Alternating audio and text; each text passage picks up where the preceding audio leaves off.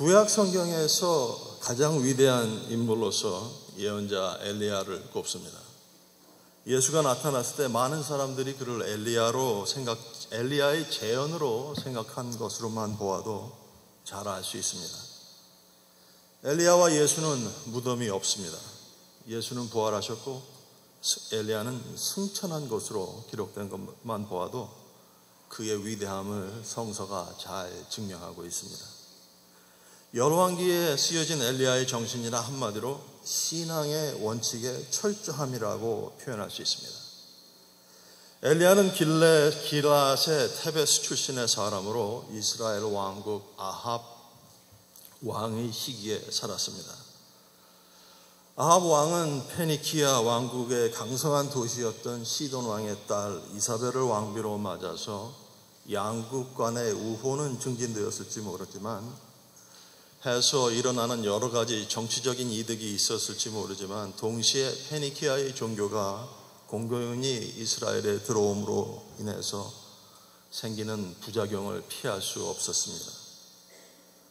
아합 왕이 이사벨과 결혼하자 엘리야는 아합 왕에로 가서 우상 숭배는 옳지 않다, 오직 여호와 하나님만을 섬겨야 한다는 신앙의 원칙을 주장하고 몇 년 동안은 비가 내리지 않아서 이스라엘이 극심한 가뭄에 시달릴 것으로 예언함으로써 아합 왕과 왕비인 이사벨에게 아주 극도의 미움을 받게 됩니다.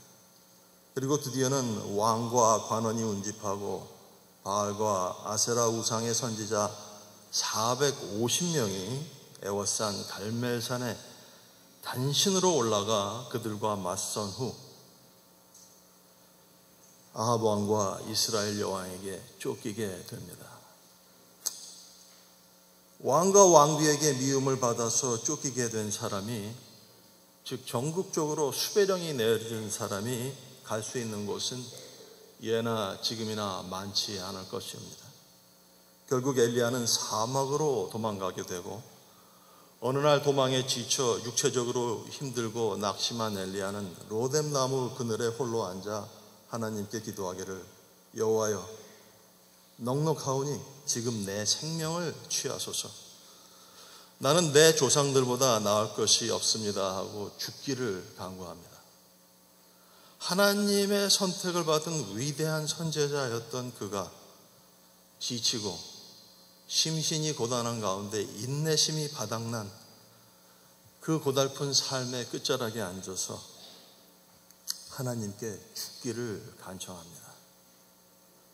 분노한 이사벨 여왕의 추적에 지친 그가 더 이상은 살아도 산 것이 아니라는 생각을 했을까요? 얼마나 힘이 들었으면 죽는 것이 지금보다 더 나을 것이라고 생각했을까요?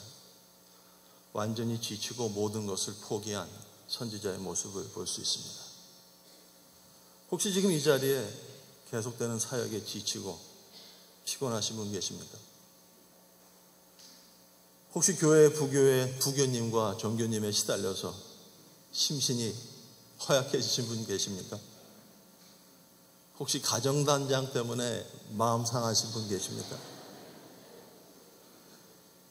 아니면 왜 지방장관님은 꼭 나만 갖고 이러시나? 서기장관과 사령관님은 한 번도 내 영문엔 오시지 않는 걸까? 왜 나에겐 아무런 관심을 보이지 않는 걸까? 하시는 분 계십니까? 혹시 이런 생각을 가지고 하나님께 드렸던 자신의 소원을, 내가 약속했던 충성을 다시 고려하시는 분 계시지 않으십니까? 여러분이, 아니 지금 우리들이 엘리야와 같은 처지에 있다면 과연 어떤 선택을 할 수 있을까요? 그리고 우리는 어떠한 모습으로 보여질까요? 하지만 지금 이 시간 우리가 정말 눈여겨보아야 할 것은 선지자의 지친 모습이 아닙니다. 생각해 보십시다. 왜 고대인들은 이 지치고 낙심한 선지자의 모습을 후대를 위해서 남겨놓았을까요? 수많은 시와 노래와 구설로 전해지는 여러 가지 전설이 그러한 이야기들이 수없이 많았을 이 시대에 구태여 자신이 가졌던 모든 것을 소진하고 지치고 완전히 번아웃된 절망에 찬 엘리야의 이야기를 후대를 위해 남겨놓은 이유는 무엇일까요? 우리가 겉으로 보는 이야기보다 더 깊은 뜻과 의미가 담겨 있을까요? 그저 그대로 쓰여진 대로 우리 읽다 보면은 우리는 한 가지의 실마리를 찾을 수 있습니다. 이사벨 여왕에게 쫓기고 지치고 패배감에 젖어있던 엘리야가 하나님께 나를 더 이상 괴롭게 하지 마시고 나의 생명을 취해달라고 기도할 때 그에게 내리신 하나님의 응답입니다. 하나님께서는 엘리야에게 한 덩이의 구운 빵과 한 병의 물을 주셨다는 것입니다. 그가 빵을 먹고 잠에 들자 또다시 하나님의 천사가 나타나 그를 어루만져 깨우고 이르기를 일어나서 먹으라. 내가 길을 이기지 못할까 하노라. 바로 엘리야에게 주신 하나님의 응답은 엘리야에게 확실히 전달되었고 고대인들도 역시 그 응답의 의미를 소중하게 생각했기 때문일 것입니다. 잘 아시는 것과 같이 라틴어의 빵은 빠니스라고 합니다. 그리고 함께 한다는 뜻의 with, together는 come이라고 씁니다.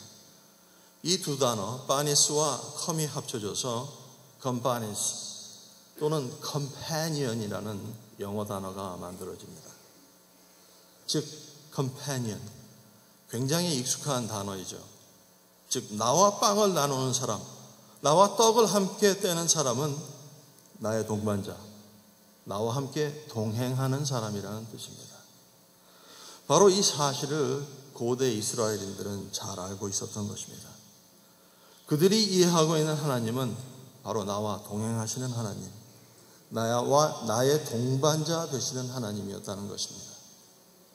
그들의 하나님에 대한 이해는 누군가에 의해서 만들어지고 구서되어 전해져 온 이야기가 아니라 그들의 삶 속에서 직접 체험되고 그들이 실상에서 배워서 알고 있는 자기 자신들의 경험 속의 하나님이었다는 것입니다. 그들이 알고 있는 하나님은 요술지팡이를 휘둘러서 자신들이 원하는 것을 바로 그 자리에서 이루게 하여 주는 마술사적인 하나님이 아니라 하나님은 이후 자신의 자식인 예수에게조차 그 부탁을 들어주지 않으셨습니다.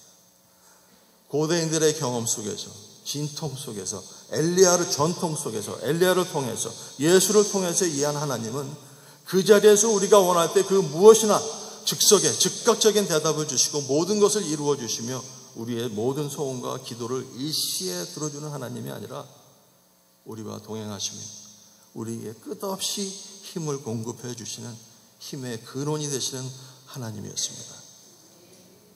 우리의 삶에는 견디기 어려운 시기가 항상 있습니다.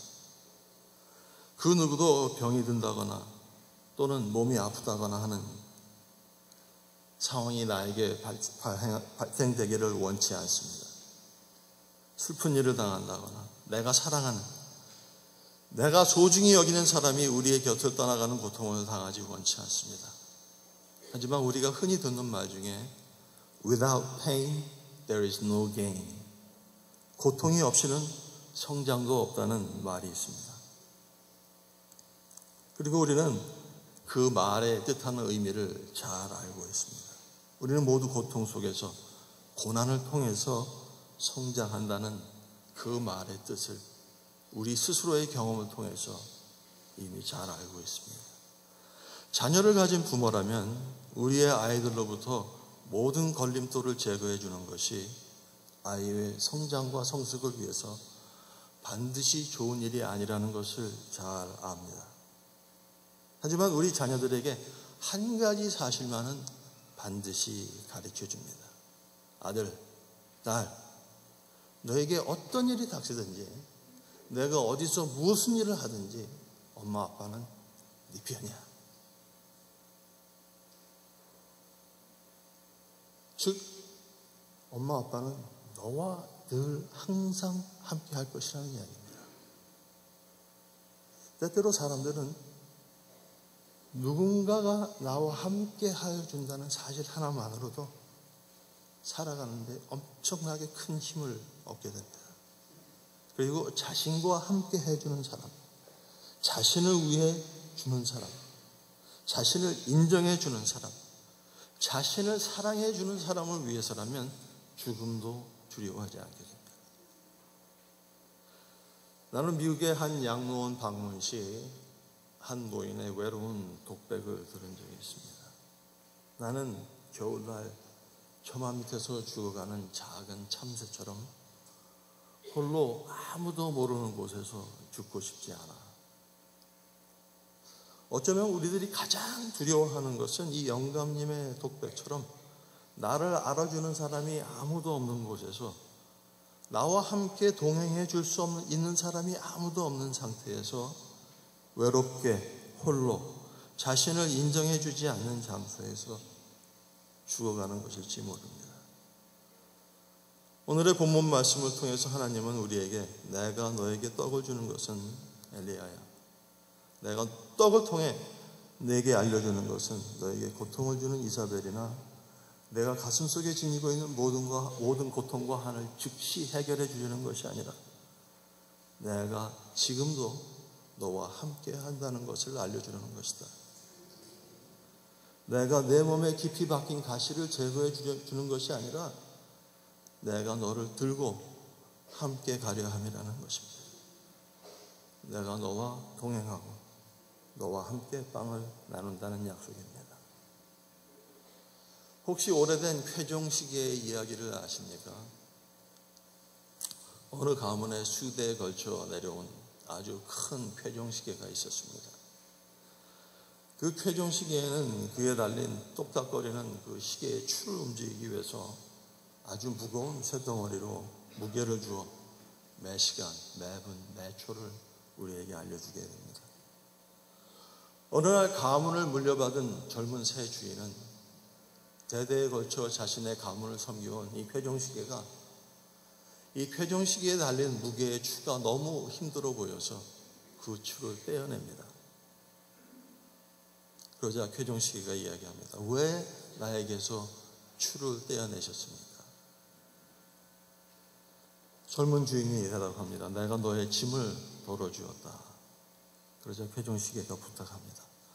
제발 그 무거운 짐을 다시 제게 지어주세요. 바로 그 짐이 나를 계속 앞으로 가게 하는 힘이 된답니다. 하나님께서는 이미 잘 알고 계십니다. 그 어느 누구도 무거운 짐을, 무거운 십자가를 지지 원하지 않는다는 것을. 하지만 바로 그 짐의 무거움이 우리를 계속 앞으로 나아가게 하는 힘이 된다는 것을. 하나님께서 우리에게 하신 약속은 우리가 어려움을 당할 때 그 마지막 순간에 나타나 우리의 모든 어려움을 해결해 주시는 하나님이 아니라 우리가 기쁠 때나 슬플 때나 우리의 곁에 계시는, 우리의 곁에 함께 임재하시는 하나님이라는 것입니다. 오늘 본문의 깊은 뜻은 엘리야에게 주신 한 덩이 빵의 뜻은 나는 내 삶의 어려움과 삶의 무게를 잘 알고 있다. 너의 모든 고통과 아픔을 알고 있다. 그래서 내가 너와 함께 함이라. 내가 내 손을 잡고 있다. 바로 이러한 이유로 우리는 성찬식을 행합니다. 토마스 아퀴나스의 말대로 Panis Angelicus, Bread of Heaven, 즉 하늘의 양식이란 말의 뜻은 하늘로부터 온 양식, 한 덩이의 빵을 나눈다는 것의 의미는 하나님께서 우리와 함께 하신다는 뜻입니다. 엘리야에게 소중하게 전해졌던 하나님의 이와 같은 약속은 예수에게도 그대로 이어져 온 전통으로 우리에게 남기신 말씀이요 약속입니다. 너희가 함께 떡을 뗄 때 그 안에 내가 너희와 함께 하리라. 바로 이와 똑같은 과정을 통해서 우리는 서로가 서로를 알아가게 됩니다. 우리가 가장 흔히 잘 쓰는 말 중에 하나가 식사 한번 하십시다. 아주 자연스러운 표현으로 무슨 뜻입니까? 나는 당신과 가까워지기를 원합니다. 만약 상대방이 내가 왜? 라고 한다면 당신은 그 말 뜻을 어떻게 받아들이겠습니까? 분명한 거절에 의하여 나는 너와 함께하고 싶지 않다는 작별의 인사입니다. 오셔서 식사 함께 하십시다. 식사로의 초대는 우리가 누군가에게 표현할 수 있는 최대의 친근감이요 호의입니다. 사랑의 나눔입니다. 함께 식사를 나누면서 우리는 서로 많은 것을 배우고 알아가게 됩니다. 우리가 함께 먹는다고 하는 것은 사랑의 연대의 구체적인 행위이며 강력한 상징입니다. 이것은 교제의 표시입니다. 즉 음식을 나누는 사람들과 나의 운명을, 나의 삶을 함께 나눈다는 것을 상징합니다. 우리는 누군가의 문제를 해결해 준다든가 하는 초능력적인 힘을 갖고 있지 않습니다. 하지만 우리는 언제나 누군가와 함께 동행해 줄 수 있다는 놀라운 능력을 가지고 있습니다. 식탁의 친교는 절망 속의 공동체가 도저히 희망을 찾을 수 없는 상황 속에서도 새로운 사회를 소망할 수 있는 공동체로 질적인 변화를 만들어낼 수 있습니다. 저 장미꽃 위에 이슬 아직 맺혀 있는 그때에 주의 은근한 소리 들리니 그 음성 분명하다. 주님, 나와 함께 동행을 하시면서 나의 친구 되어주셨네. 우리 서로 받은 그 기쁨을, 그 교통을, 그 교제를 알 사람이 없도다. 위의 찬송이 우리에게 주는 의미는 하나님이 언제나 나와 함께 하신다는 이 메시지는 우리 인간들에게 너무나 중요한 의미를 가지고 있습니다. 만약 그렇지 않다면 우리는 이 세상을 살아갈 힘, 우리를 지탱해 주는 힘을 잃어버릴지도 모릅니다. 우리에게 언제나 필요한 것은 우리의 주변에서 일어나고 있는 모든 행사에 대한 명쾌한 해답이 아닐지 모릅니다.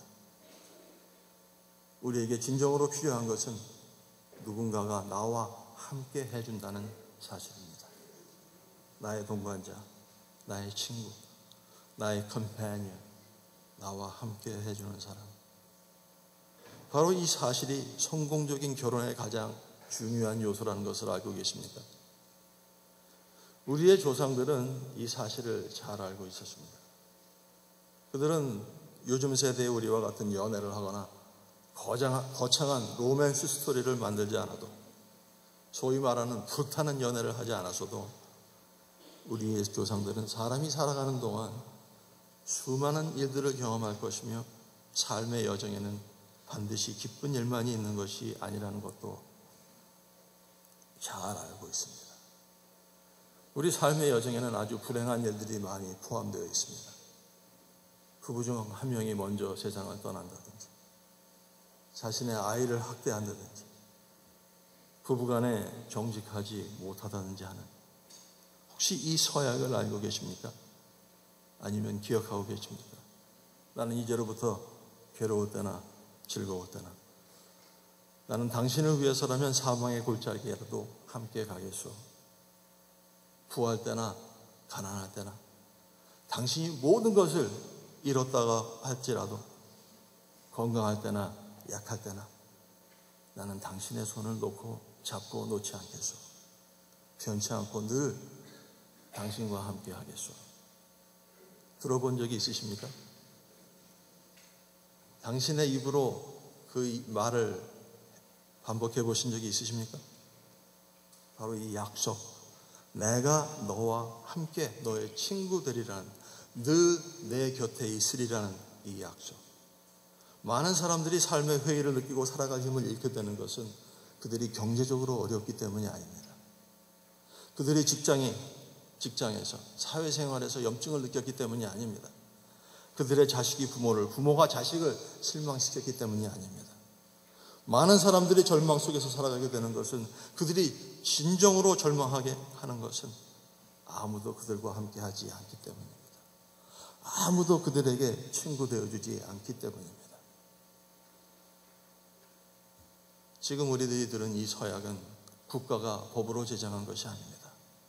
이 서약은 어떤 종교기관이 만들어낸 서약이 아닙니다.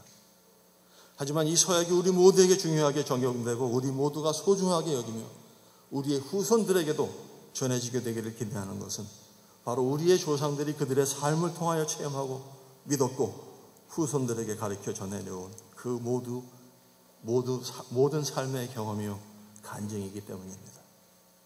만약 우리 모두가 하나님이 늘 우리와 항상 함께 하심을 믿는다면, 그분이 우리와 함께 하시고 있음을 알고 있다면 내가 이 시간 기뻐할 수 있습니다.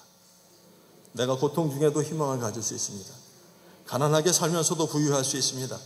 나는 비록 약하지만 내 주께서 나의 방패 되시고 나를 지키시는 강한 성이라는 사실을 믿는다면, 내 발길에 빛이 되어주시고 늘 나를 인도하심을 믿는다면, 늘 나와 동행하심을 진심으로 믿는다면 말입니다. 나는 아주 오래전에 아주 유명한 할리우드의 스크린라이터, 영화 대본 작가인 마스 하트라는 사람이 쓴 글을 읽은 적이 있습니다. 그는 어린 시절 뉴욕의 빈민가에서 태어나고 성장하였는데, 그의 글은 그가 당시 9살, 한 10살쯤 되었을 당시의 기억을 되새기며 썼던 글입니다. 나와 나의 아버지는 크리스마스 이브에 뉴욕의 저소득층의 밀집지역인 마나탄의 북부 지역에서 길거리에 줄들어 들어선 노점상들을 하나하나 지나가고 있었습니다. 집을 나서면서 아버지는 나에게 어떤 언질도 주지 않으셨지만 나는 아버지가 나에게 크리스마스 선물을 사주려고 한다는 것을 이미 짐작하고 있었습니다. 그저 작은 장난감을 선물로 받기에는 나는 이미 커 있었고, 나는 만약 내가 무엇인가를 선물로 받을 수 있다면 그저 내 나이에 걸맞는 것이었으면 좋겠다고 생각하고 있었습니다. 수많은 노점상을 지나치면서 아버지는 그 물건들을 집어 가격을 확인하고 내려놓고 또 다른 노점상으로 발길을 돌리기를 계속하고 있었습니다. 아버지는 그때 주머니에 한 7,500원 정도를 가지고 있었습니다. 하지만 혹시라도 나에게 아무것도 사줄 수 없을 것이라는 두려움에 아무 말도 하지 못하고 한 노점에서 또 다른 노점으로 발을 돌리는 아버지의 모습, 너무 비싼 물건값에 아무것도 사지 못하는 나의 아버지. 나는 그 아버지의 눈에 어린 절망과 실망감을 확실히 볼 수 있었습니다. 하지만 그날 그런 경제적으로는 아주 무능력했던 그 아버지가 나에게는 오히려 더 큰 모습으로 다가왔습니다. 절망에 찬 아버지의 눈은 나를 아버지에게 한 발 더 가깝게 다가갈 수 있게 하는 계기가 되었습니다. 나는 그 순간 아버지의 목을 부여잡고, 아버지 괜찮아요. 나 그런 선물 필요 없어요. 나는 그저 아버지가 나를 생각해주고 사랑한다는 것을 확신만 할 수 있다면 그것으로 좋게요. 그 어떤 선물도 아버지의 사랑보다 더 귀한 것은 없어요. 아빠 사랑해요 라고 소리치고 싶었습니다. 하지만 우리는 줄지어 있던 노점상들의 끝부분에 서서 그저 자신의 옷깃을 추스려 추운 바람을 더 세게 느끼며 아무 말 없이 집으로 돌아가야 했습니다. 우리는 서로가 따뜻하게 손을 잡는다든가 하는 등의 행위는 하지 않았습니다. 우리는 결코 그런 식으로 서로와 서로의 관계를 표현하지 않았습니다. 그리고 그날 그 이후로도 아버지에게 그날 밤 내가 어떤 감정을 가지게 되었다는 식의 표현을 하지도 않았습니다. 그날은 정말이지 부자간에 높이 쌓여있던 콘크리트 벽이 무너진 날이었죠 말이죠. 나는 지금도 잘 기억하고 있습니다. 그날은 우리 두 외로운 사람들이 서로 좀 더 가까워지기 위해 노력했던 날이라는 것을. 어떻게 들으셨습니까? 정말 안타까운 이야기입니다. 정말로 슬픈 삶의 한 여정의 이야기입니다. 다시 한번 본문의 말씀으로 돌아가 보십시다. 앞서 이야기했듯이 고대인들이 이 이야기를 후대를 위해 남겨둔 것에는 아주 큰 이유가 있습니다. 이 이야기 속의 지혜는 지치고 고단한 실패자, 목숨을 지탱하기조차 원하지 않는 이 선지자에게 내려주신 진실로 놀랍고 위대한 하나님의 응답이라는 것입니다.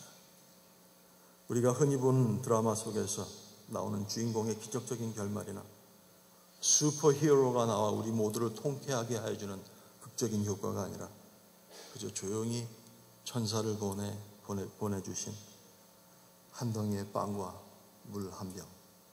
내가 너와 함께 하고 있다는, 나는 아직도 너의 친구다. 나는 아직도 너를 사랑한다. 그리고 너와 함께 있다는 사실을 명확하게 알려주신 하나님의 응답입니다. 예수께서 승천하실 때도 우리 모두에게 똑같은 메시지를 성찬을 통해 사인으로 남겨주셨습니다. 그리고 그 메시지를 통해서 우리 모두를 같은 성찬의 식탁으로 초청하셨습니다. 너희는 모두 나의 제자 되어서 서로가 서로에게 친구가 되라는, 동반자가 되라는.